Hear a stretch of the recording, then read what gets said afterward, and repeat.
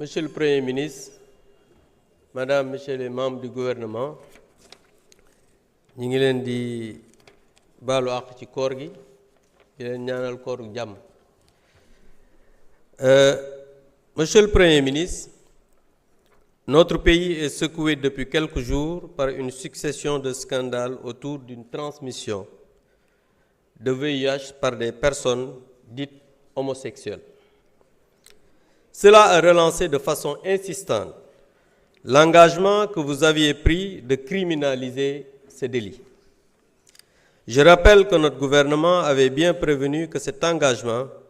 n'était fait que pour la propagande électorale, que jamais, selon le renseignement dont nous avions alors connaissance, il ne serait respecté. Et vous nous donnez raison, parce que, Monsieur le Premier ministre, en effet, le 3 décembre 2022, vous déclariez ceci.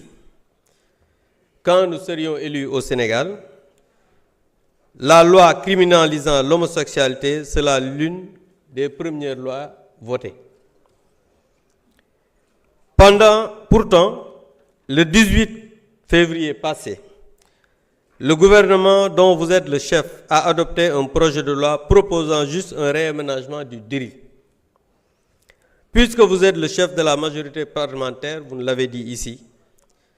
allez-vous demander à vos députés de faire une proposition d'amendement pour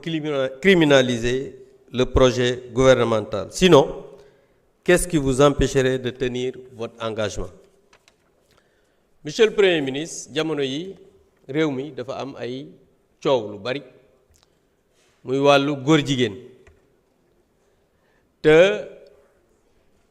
yow sa gouvernement tey jii yow yaay chef du gouvernement ak chef majorité parlementaire waaye le 3 décembre 2022 da nga waxoon ne nga ne boo yegsee ci nguur gi ak ñi nga àndal loi yi ngeen di njëkk a voté bokk na ci buy criminaliser wàllu ngóor jigéen ñu gis ne conseil des ministres yi passé def ngeen benn projet de loi ngeen adopté ko ngeen ne da ngeen di gën a diisal li nga xam ne mooy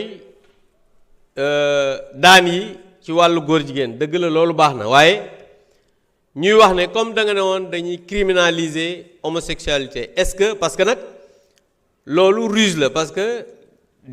daan yi nga diisal ko ak criminaliser ñaari chose la yoo xam ne bokkul est-ce que di ngeen respecter engagement bi ngeen xam ne jëloon ngeen ko pour criminaliser homosexualité parce que jàpp nañ ne depuis quelque temps li ñuy gën a mettre en avant moom mooy la transmission du VIH sida ndax loolu gis nañ ne lu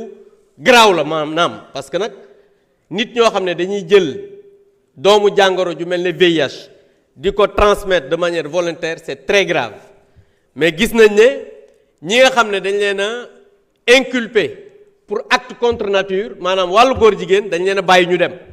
donc dafa mel ne dañuy xeex maladie ba pare bàyyi wàllu góor jigéen donc en tout cas su fekkee ne engagement yi nga xamante ne nii jëloon ngeen ko te ba tey respecté wu leen ko dafa am lu tax respecté wu leen ko ñu bëggoon devant la représentation nationale nga wax ñu exactement fan nga toll ci engagement yooyu nga xam ne jëloon nga ko devant le peuple sénégalais je vous remercie. Merci.